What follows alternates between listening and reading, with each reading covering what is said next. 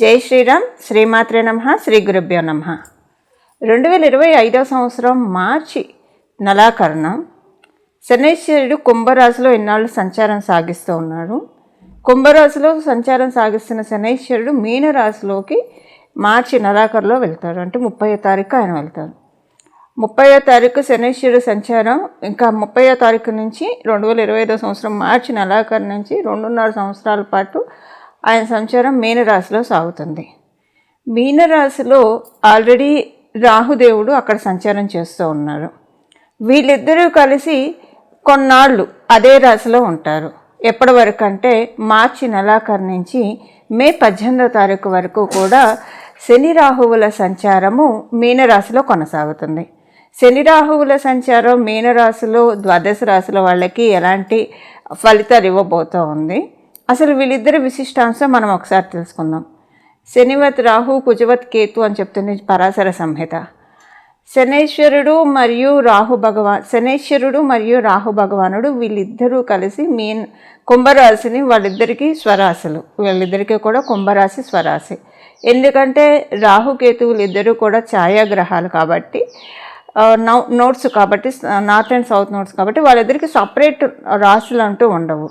శనీశ్వరుడు ఒక రాశైన కుంభరాశిని రాహు భగవానుడు షేర్ చేసుకుంటాడు. అలాగే మంగళుని రాశైన వృశ్చిక రాశిని కేతు భగవానుడు షేర్ చేసుకుంటాడు. శనైశ్వరుడు మరియు రాహు భగవానుడు వీళ్ళిద్దరూ కలిసి కుంభరాశి అధిపతులు అవుతూ సహజ కాలపురుషుడు కుండలిలో వ్యయభావంలో వీళ్ళిద్దరూ సంచారం సాగిస్తూ ఉన్నారు. అంటే లాభస్థానము, ఏకాదశ స్థానం అంటే లాభస్థానమే అసలు ఎవరికైతే లాభస్థానం చాలా బలోపేతంగా ఉంటుందో వాళ్ళకి లైఫ్లో కావాల్సినవన్నీ కూడా వాళ్ళు సాధించుకునే తీరుతారు. ఇప్పుడు మనం చాలామంది లైఫ్లో చూస్తూ ఉంటాం, వాళ్ళు అనుకున్న గోల్స్ అన్నీ కూడా రీచ్ అవుతారు. కొంతమంది కొంచెం కష్టంతో రీచ్ అవుతారు, కొంతమంది ఇంకా కొంచెం ప్రయత్నంతో రీచ్ అవుతారు, కొంతమంది అయితే చాలా ఈజీగా రీచ్ అవుతారు. వీటన్నిటికీ కారణము మిగతా హౌసెస్ ఎలా ఉన్నా 11th హౌస్ కనుక బాగా స్ట్రాంగ్గా ఉంటే డెఫినెట్గా వాళ్ళు ఏది అనుకుంటే అది అయ్యే తీరుతుంది. దీనికి చాలా ఎగ్జాంపుల్స్ ఉన్నాయి. ఎగ్జాంపుల్స్ మళ్ళీ మనం రాశుల వారీగా మాట్లాడుకుందాము. అలాంటి వీళ్ళిద్దరూ కలిసి ఇప్పుడు సహజ కాలపురుషుడు కుండలిలో 10వ స్థానంలో సంచారం చేస్తూ ఉన్నారు. 10వ స్థానంలో వీళ్ళిద్దరి సంచారము ద్వాదశ రాశుల వాళ్ళకి, ద్వాదశ లగ్నాల వాళ్ళకి ఎలాంటి ఫలితాలను ఇవ్వబోతుందో ఇప్పుడు మనం తెలుసుకుందాము. ఈ 10వ స్థానము సాధారణమైన స్థానం కూడా కాదు. గురు భగవానుడి యొక్క స్వక్షేత్రము మీనరాశి. 10వ స్థానం అంటే సహజ కాలపురుషుడు కుండలిలోని 10వ స్థానం అంటే మీనరాశి, అంటే గురు భగవానుడికి స్వక్షేత్రము. ఇక్కడ రాహుదేవుని సంచారము మరియు శనైశ్వరుడి సంచారము, వీళ్ళిద్దరి సంచారము ఎలాంటి ఫలితాన్ని అన్ని రాశులకి మరియు ద్వాదశ లగ్నాల వాళ్ళకి ఇవ్వబోతుందో ఇప్పుడు మనం విడివిడిగా రాశుల వారీగా తెలుసుకుందాం. శనైశ్వరుడు మరియు రాహు భగవానుడు వ్యయభావంలో సంచారము, ఇది ఒక మంచి సిగ్నిఫికెన్స్ ఏంటంటే, సహజ కాలపురుషుడు కుండలిలో 10వ స్థానం అంటేనే మనందరినీ మోక్ష స్థానం అని చెప్తుంది. అంటే మనందరం కూడా జీవన్ముక్తులు అవ్వడానికి ప్రయత్నించాలి. అసలు మనకి శరీరం లభించిందే అందుకని మన జీవన్ముక్తులు అవ్వడానికి ప్రయత్నించడానికే మనకి శరీరం అనే ఉపకరణాన్ని భగవంతుడు ఇచ్చాడు. ఇలా జీవన్ముక్తుని చేసే రాశి సహజ కాలపురుషుడు కుండలిలో మీనరాశి. అంటే అందుకే మోక్ష రాశి అని కూడా అంటాం దీన్ని, మోక్షాన్ని ప్రసాదించే రాశి. అయితే మోక్షం దేని నుంచి? మన జీవితం నుంచి ముందు అసలు మనం ఇక్కడ ఉంటూ మనకున్న కష్టాల నుంచి కూడా మనకి మోక్షాన్ని ప్రసాదించే రాశి అని చెప్పచ్చు మీనరాశి. ఈ సంచారాన్ని అస్సలు తేలిగ్గా తీసుకోకండి. ఇప్పుడు చాలా రైట్ టైము. మనకి కాస్మస్లో అంతా కూడా పాజిటివ్ వైబ్స్. మనకి ఉన్న కష్టాల నుంచి, మనకున్న దోషాల నుంచి, మనకున్న గండాల నుంచి మనం భగవంతుడిని గట్టిగా ప్రార్థిస్తే కనుక వాటన్నిటి నుంచి మనల్ని విముక్తిని చేస్తారు. మనకున్న అన్ని బంధనాల నుంచి కూడా విముక్తి చేసే టైము ఇప్పుడు శనైశ్వరుడు మరియు రాహు భగవానుడు వీళ్ళిద్దరూ కలిసి ప్రసాదిస్తున్నారు. ఈ టైంలో చాలా కేర్ఫుల్గా ఉండాలి. ఒక 3 సూత్రాలు కనుక మనం ఈ టైంలో అసలు ఎప్పుడూ పాటించాలి. ఈ టైము ఆ టైం అని కాదు, ఎప్పుడు పాటించాలి. ప్రత్యేకించి ఈ టైంలో అస్సలు అంటే చాలా జాగ్రత్తగా ఉండాలి. 3 సూత్రాలు మనం గట్టిగా పాటించాలి. No complaints, no arguments, no judgement. ఎవరి గురించి కూడా కంప్లైనింగ్ యాటిట్యూడ్ అనేది, అదే అసలు ఆ కంప్లైనింగ్ యాటిట్యూడ్ మనకి చాలా చాలా కర్మల్ని మూట కట్టేసుకుంటూ ఉంటాము. డే టు డే లైఫ్లో మనం మీట్ అవుతూ ఉంటే ఒకళ్ళ ఆప్షన్స్లో ఇంకొకళ్ళ గురించి చెప్తూ ఉంటారు. కొంతమందికి అది నచ్చదు, చికాగ్గా ఉంటుంది, ఏంటి ఇలా చెప్తున్నారు అని అనుకుంటారు. సో ఈ కంప్లైనింగ్ యాటిట్యూడ్ అనేది తెలియకుండానే చాలా దుష్కర్మల్ని మూట కడుతూ ఉంటుంది. ఇది ఒకటి. అంటే ఏం లేదు, ఒకళ్ళ గురించి మనము చెడుగా చెప్తూ ఉన్నామంటే, వ్యక్తిగత విమర్శలు చేస్తూ ఉన్నామంటే వాళ్ళకి మంచిదే, వాళ్ళకి పోయేదేం లేదు. వాళ్ళ పాపరాశి ఎవరైతే చెప్తూ ఉంటారో వాళ్ళకి వచ్చేస్తుంది, వీళ్ళ పుణ్యబలం వాళ్ళకి వెళ్ళిపోతుంది. వీళ్ళకి పుణ్యబలం ఉంటే వెళ్తుంది, అప్పుడు వీళ్ళకి ఇక్కడ పుణ్యబలము తగ్గుతుంది, మళ్ళీ అడిషనల్ బోనస్ అటు పొయ్యిలోంచి పెనం మీద పడ్డట్టు అవుతుంది వాళ్ళకి. సో అందువల్ల కంప్లైనింగ్ యాటిట్యూడ్ ఎప్పుడు మంచిది కాదు. అలాగే ఆర్గ్యుమెంట్స్, ఇప్పుడు ఆర్గ్యుమెంట్స్ ఎప్పుడు ఇంటెలెక్చువల్ ఆర్గ్యుమెంట్స్ ఉంటే చాలా మంచిది. ఒక సబ్జెక్ట్ పరంగా ఆర్గ్యుమెంట్స్, అది ఒక రకంగా చెప్పాలంటే ఇద్దరిలో జ్ఞాన తృష్ణని పెంచుతుంది. ఒకళ్ళకి తెలియని విషయాలు ఒకళ్ళు తెలుసుకుంటారు, అక్కడ జ్ఞానం పెరుగుతుంది. అలా కాకుండా లౌకిక విషయాల్లో ఆర్గ్యుమెంట్స్ చేసుకోవడం అంటే అంత టైం వేస్ట్ ఇంకొకటి ఉండదు. అందువల్ల నో ఆర్గ్యుమెంట్స్, నో జడ్జిమెంట్. వాళ్ళిలా వీళ్ళలా, వాళ్ళింతే వీళ్ళంతే, వీటన్నిటి నుంచి మనల్ని మనం బయట పడేసుకుంటే కనుక ఎప్పుడు కూడా మన లైఫ్ చాలా బాగా ఉంటుంది, చాలా స్మూత్గా ఉంటుంది.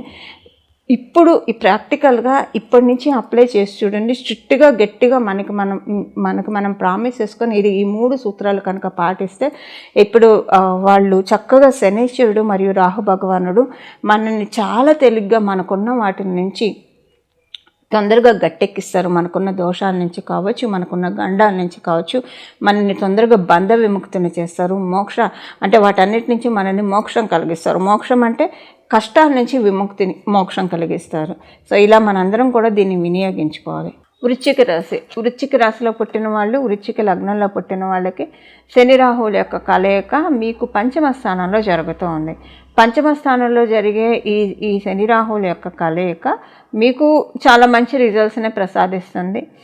చాలా మంచి రిజల్ట్స్ ఏ విషయాల్లో, ఆల్రెడీ మీకు అర్ధాష్టమ శనితోటి ఇన్నాళ్ళు నలిగిపోయారు. అర్ధాష్టమ శని వల్ల 2.5 years లిటరల్గా మంచి చేశాడు, బట్ కొంచెం చాలా ఇబ్బందులు కూడా బాగా తీసుకున్నారు. సో పంచమ స్థానంలో వీళ్ళిద్దరి శని రాహువుల యొక్క సంచారము మీకు మంచి ఫలితాన్ని ప్రసాదిస్తూ ఉంది. ఏ విషయాల్లో మంచి ప్రసాదిస్తూ ఉందంటే, పనులన్నీ కూడా ప్రోగ్రెసివ్ వేలో వెళ్ళడానికి, పనులన్నీ ఫాస్ట్గా మూవ్ అవ్వడానికి. ఇన్నాళ్ళు నెమ్మదిగా సాగినది ఇప్పుడు కొంచెం ఫాస్ట్ అయిన అవుతాయి. పనుల్లో ప్రోగ్రెషన్ ఎక్కువగా ఉంటుంది. పెండింగ్ వర్క్స్ ఉంటే అవన్నీ కూడా ముందుకు సాగుతాయి. మీరు ఏదన్నా ఇల్లు కొనాలని అనుకున్నా, అమ్మాలని అనున్నా, లేదా ఏదైనా ఒక పొలం కొనాలని అనుకున్నా, అమ్మాలని అనుకున్నా, అవేవైనా పెండింగ్లో ఉంటే ఈ 2.5 years వీటన్నిటికీ కూడా కొంతమందికి ఇచ్చేసాడు ఆయన. కొంత మీ జన్మజాతకం బాగోకపోతే ఇచ్చినట్టు ఇచ్చి పెండింగ్లో కూడా పెట్టేశాడు. సో ఆ పెండింగ్లో పనులు ఏమన్నా ప్రాపర్టీకి సంబంధించినవి ఉంటే అవన్నీ మూవ్ అవుతాయి. దానికి తోడు మీకు పెద్దల నుంచి ఏమన్నా రావాల్సినవి ఉంటే కనుక ఇది కరెక్ట్గా వచ్చే సమయం. పెద్దల నుంచి రావాల్సిన ప్రాపర్టీస్ ఏవైనా వచ్చే సమయము. ఏదైనా ఆస్తులు ఏమైనా లీగల్గా ఉంటే కనుక, అంటే కోర్టులో ఉంటే అవి మీకు వస్తుంది, వర్డిక్ట్ మీ వైపు వస్తుంది. అవి మీకు రావడానికి చక్కటి అవకాశం ఉంది మీ జన్మజాతకం సహకరిస్తే. మీ జన్మజాతకం సహకారంగా లేకపోయినా ఇప్పుడు వాటికి మూమెంట్ అనేది చాలా బాగా ఉంది. మొత్తానికి ఏంటంటే సింపుల్గా ఒక మాటలో చెప్పాలంటే ఆస్తిపాస్తుల వ్యవహారంలో అనుకూలంగా ఉంది. ఇది మీరు సొంతంగా ఏర్పరచుకోవడానికి కూడా అనుకూలంగా ఉంది. అంటే సొంతంగా ఆల్రెడీ మీరు ఏర్పరచుకొని ఉంటే కనుక ఇంకొకటి మీ జన్మజాతకం సహకరిస్తే ఇంకొకటి, లేదా మీరు ఆల్రెడీ 2.5 yearsలో ఏర్పరచుకున్న చోట మీకు ప్రశాంతత, ఆనందము కలిసి రావడం ఇలాంటిది ఉంటుంది. దానికి తోడు సంతానానికి సంబంధించి అనుకూల ఫలితాలు చాలా బాగా ఉన్నాయి. ఇప్పుడు మీకు అంతా సంతాన విషయంలో చాలా సంతోషంగా ఫీల్ అవుతారు. మీరు అనుకున్న పనులన్నీ అనుకున్నట్లు చాలా ఫాస్ట్గా టకటక ప్రోగ్రెసివ్ మోడ్లో వెళ్ళే శుభ సమయము వృశ్చిక రాశి, వృశ్చిక లగ్నంలో పుట్టిన వాళ్ళకి శని రాహువులు ఇద్దరు కలిసి కలగజేస్తూ ఉన్నారు. శని మరియు రాహు యొక్క సంచారము మీనరాశిలో ఫలితాలు ఇప్పుడు మనం తెలుసుకున్నాం కదా. దీనికి చేసుకోవాల్సిన పరిహారము, ఏ పరిహారం చేసుకుంటే వీళ్ళిద్దరి సంచారము కొంతకాలం అయినా సరే మంచి ఇంపాక్ట్స్ ఇవ్వడానికి, అలాగే నెగిటివ్ ఇంపాక్ట్స్ నుంచి మనల్ని మనం రక్షించుకోవడానికి ఎలాంటి స్తోత్ర పారాయణాలు చేయాలో మనం ఇప్పుడు చూద్దాము. హయగ్రీవ స్వామివారి ఆరాధన చాలా చక్కగా ఉపకరిస్తుంది. హయగ్రీవ స్వామివారు జ్ఞానప్రదాత. జ్ఞానానందమయం దేవం నిర్మలం స్ఫటికాకృతిం ఆధారం సర్వ విజ్ఞానం హయగ్రీవ ఉపాస్మహి అని చెప్పి మనం శ్లోకం స్వామివారికి సంబంధించింది చెప్పుకుంటూ ఉంటాము. హయగ్రీవ స్వామివారు మనకి అంత జ్ఞానాన్ని ఎలాగైతే గురుదక్షిణామూర్తి స్వామివారు కావచ్చు, కృష్ణ పరమాత్ముడు కావచ్చు, గురువులందరూ ఎలాగైతే జ్ఞానాన్ని ప్రసాదిస్తారో విష్ణుమూర్తి విష్ణుమూర్తి అంశ అయిన హయగ్రీవ స్వామివారు కూడా ఆరాధన చాలా అంటే చాలా చక్కగా ఉపకరిస్తుంది. శనీశ్వరుడు మరియు రాహుదేవుని సంచారం మీనరాశి రాష్ట్రాధిపతి గురు భగవానుడు అవ్వడం వల్ల రాహు భగవానుడు పని ఏంటంటే ఎక్కడ ఉంటే అక్కడ ఏది ఉంటే అది యాంప్లిఫై చేస్తూ ఉంటాడు. అంటే ఒక భూతద్దం అని అనుకోండి, రాహుదేవుణ్ణి మనం స్పెసిఫై చేయాలంటే, వస్తువులలో మనం స్పెసిఫై చేయాలంటే అందరికీ అర్థమయ్యేది చెప్పాలంటే ఒక భూతద్దంలో మనము ఇలా ఒక పేపర్లో కానీ ఎందులో అయినా పెట్టి చూస్తే ఎంత చిన్న చిన్న అక్షరాలైనా సరే చాలా పెద్దవిగా కనిపిస్తాయి. అది రాహు భగవానుడి తత్వం. ఆయన ఎక్కడ మంచి ఉంటే మంచిని చాలా పెద్దగా భూతద్దం పెట్టి చాలా పెద్దగా చేసి చూపిస్తాడు. అలాగే చెడు ఉన్నా కూడా అదే పెద్దగా చేసి చూపిస్తాడు. అందుకే రాహు మరియు కేతువుల గోచారంలో కావచ్చు, జన్మజాతకంలో కావచ్చు, వాళ్ళిద్దరూ సరిగ్గా ఉంటే అసలు వాళ్ళు మంచిని బాగా ప్రత్యేకించి రాహుదేవుడు మంచిని బాగా పెంచి చూపిస్తాడు. కాబట్టి వాళ్ళ లైఫ్ చాలా బాగా ఉంటుంది. అంటే చాలామందికి వెల్ నోటెడ్ పీపుల్గా ఉంటారు. అలా ఒకవేళ చెడు ఉన్నా సరే వాళ్ళు విపరీతమైన హ్యామరింగ్స్, అసలు విపరీతమైన కష్టాలు, ఒకటి దాటితే ఒకటి గంటి జీవితం. అంటే గండాన్ని దాటడానికే పుట్టామా, ఇదైపోతే అది, అదైపోతే అది, ఒక్కొక్కసారి అయితే అన్నీ చుట్టూ ముగ్గిపోతూ ఉంటాయి. అంటే ఎలాంటి ఎక్స్ట్రీమ్ రిజల్ట్స్, అది గుడ్ ఆర్ బ్యాడ్ ఏదైనా సరే ఇవ్వడానికి సర్వసమర్థుడు రాహుదేవుడు. ఆయన శనేశ్వరుడితో కలిసి మీనరాశిలో సంచారము. ఇప్పుడు హయగ్రీవ స్వామి వారి స్తోత్రము ప్రతిరోజు 3 సార్లు ఎవరైతే చక్కగా చదువుకుంటారో, కానీ చాలా అంటే చాలా ఫోకస్డ్గా కాన్సన్ట్రేటెడ్గా చదువుకోవాలి.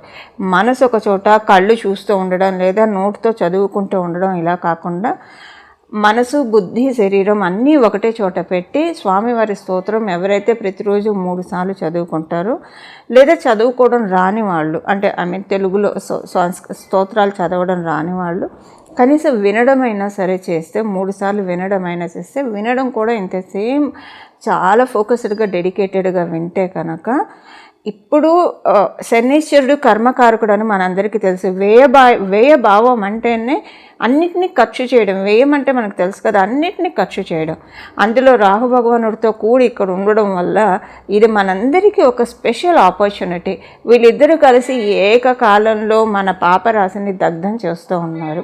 ఈ పాపరాశిని అంటే జన్మల నుంచి క్యారీ చేసుకుంటూ వచ్చింది కావచ్చు, ఈ జన్మలో మనం తెలిసి చేసిన తప్పులు, తెలియక చేసిన తప్పులు, వీటన్నిటి నుంచి మనకి ముక్తిని ప్రసాదించబోతున్నారు. ఇక మీదట మనని మనం కరెక్ట్ చేసుకుంటూ ఇంకా మంచి మార్గంలోకి వెళ్ళి మన జీవితంలో గ్రోత్, ప్రోగ్రెస్, ఎప్పుడైనా సరే మనం కష్టపడుతున్నామంటే మన పాపకర్మ కరిగిపోతున్నట్లు, సుఖపడుతున్నా అంటే మన పుణ్యకర్మ కరిగిపోతున్నట్లు. ఎప్పుడైతే ఆ 2 బ్యాలెన్స్డ్ మోడ్కి వెళ్తాయో అప్పుడు వాళ్ళు రమణ మహర్షి అవుతారు. ఇలాగ మనకి రామకృష్ణ పరమహంస అవుతారు, ఇలా అవుతారు. సో ఇప్పుడు మనం గృహస్థాశ్రమ ధర్మంలో ఉన్నాం కాబట్టి ఉన్న వాటిని ఖర్చు చేసేసుకుందాము. ఏదైనా మనకి దోషాలు ఇలాంటివి ఏవైనా ఉంటే పర్ఫెక్ట్గా కరిగే ఈ టైము శనీశ్వరుడు మరియు రాహు భగవానుడు వీళ్ళిద్దరూ కలిసి మీనరాశిలో ఉండి చేసే పనే అది. మరి దానికి మన వంతు మన ప్రయత్నం మనం చేయాలి కదా. మనం కూడా దానికి ఒక ఇండికేషన్ పంపించాలి గ్రహ దేవతలకి. ఆ ఇండికేషన్ ఏంటంటే హయగ్రీవ స్వామి వారి స్తోత్రం ప్రతిరోజు 3 సార్లు చదవడం వల్ల నిస్సందేహంగా చాలా అంటే చాలా ఇబ్బందుల నుంచి మనల్ని ఈ గోచర సంచారం, వీళ్ళిద్దరి కలయిక, గోచరంలో ఉన్న వీళ్ళిద్దరి కలయిక చాలా వాటి నుంచి, చాలా గండాల నుంచి మనల్ని బయటకు పడేస్తుంది. ఇలా మనందరం కూడా హయగ్రీవ స్వామి వారి ఆరాధన చేసుకుంటూ చక్కటి సత్ఫలితాన్ని, జ్ఞానం అంటే ఏం లేదు వెలుగు, అజ్ఞానం అంటే చీకటి. సో స్వామివారు సూచించే జ్ఞాన మార్గంలో మనం అందరం కూడా పయనించాలని చెప్పి స్వామివారిని నేను కూడా మనందరి తరఫున కోరుకుంటూ మంగళం. నమో భగవతే వాసుదేవాయ.